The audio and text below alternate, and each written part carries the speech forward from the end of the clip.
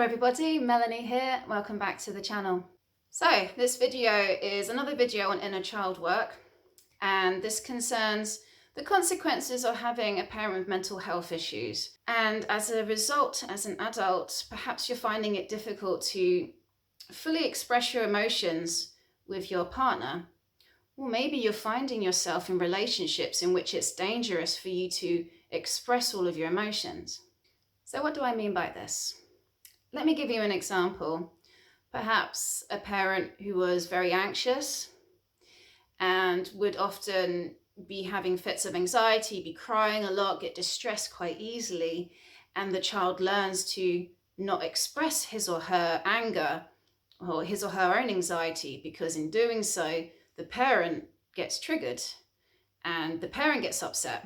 The child comes to learn that if he or she is anxious or sad in front of, say, like mum, for example, and mum gets really upset by this and makes it all about her, and the kid has to snap out of it to try and calm the mum down, and so then mum is calm, and then, things seem like they're back to normal. However, the child didn't actually get to express his or her feelings and ended up having to suppress it all down for him or herself just to keep the parent happy. Can you see how, as an adult, then perhaps finding themselves in relationships with, say borderline women, narcissistic women, and something comes up, they're not happy, they try to express this to the partner, and the partner makes it all about them. How dare you say this and make me upset? I'm really angry with you. Or they might get really upset and start crying, and the issue never really gets resolved. Circular arguments just keep happening, and the issue doesn't get resolved because the person who's trying to communicate how they're feeling, it gets pushed to the side so that they can micromanage the emotional partner. So if you can relate to this, if you're finding yourself in these kind of relationships, and if you're watching these videos on this channel, then it's more than likely you have. Can you look back into your past and think, was there a prominent figure, sibling, mum, dad, aunt, uncle, who was like this? A parent, for example, who is depressed, like a postpartum depression, and the child picks up on the emotional unavailability of the parent. As children, we blame ourselves for when parent isn't responding in the way that we wish. So a distant, emotionally unavailable parent, child will blame his or herself. I'm a bad kid, so I need to change so that mum or dad can see me and actually mirror me and validate me. Another example is an alcoholic father, a father who unpredictably would just get angry, and the child becomes scared and is scared to express his or her anger, because that is met with even more anger, and it's threatening, it's terrifying, and so the child learns to submit to form an adaptive self, and this is when fawning comes into play. We learn to fawn because we have an aggressive parent. And perhaps this child grows up and, as an adult, finds himself in a relationship which seemingly seems great at first, but then the partner turns out to be quite an angry person. And whenever the partner wants to express his or her frustrations with what's going on, this angry partner just shuts him down or shuts her down and shames their anger. And so, again, patterns from the past happen where this person then goes into a fawning state.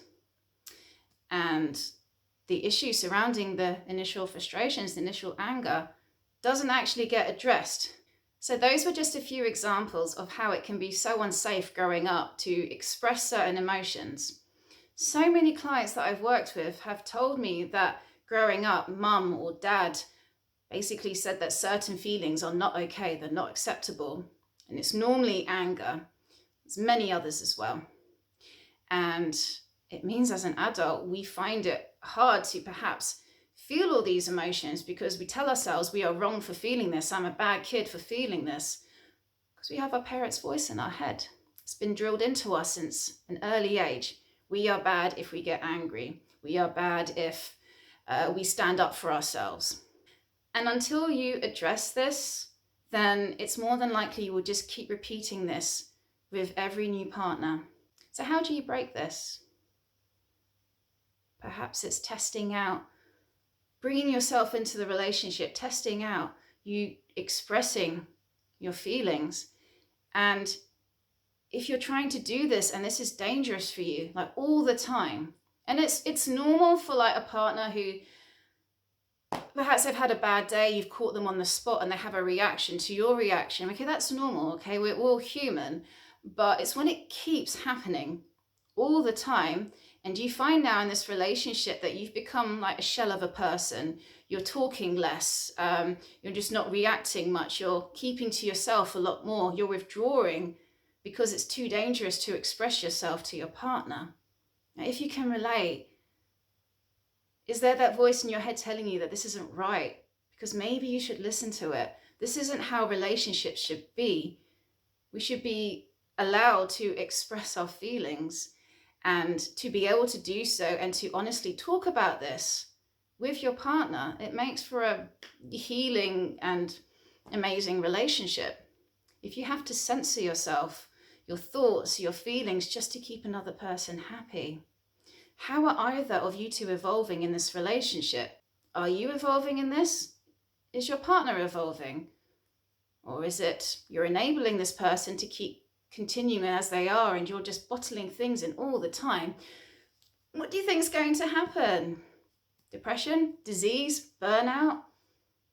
So many things can happen. Don't let it get that far, all right? I'll leave it here for now. If you've got any questions, leave them in the comments below. If you can relate and you're thinking maybe some online counselling might help, maybe we can work together. I am a counsellor. I conduct all my sessions online. And drop me an email if you want to hear more about this. My email address is in the description below. I'll leave it here for now, and until next time, have a good one.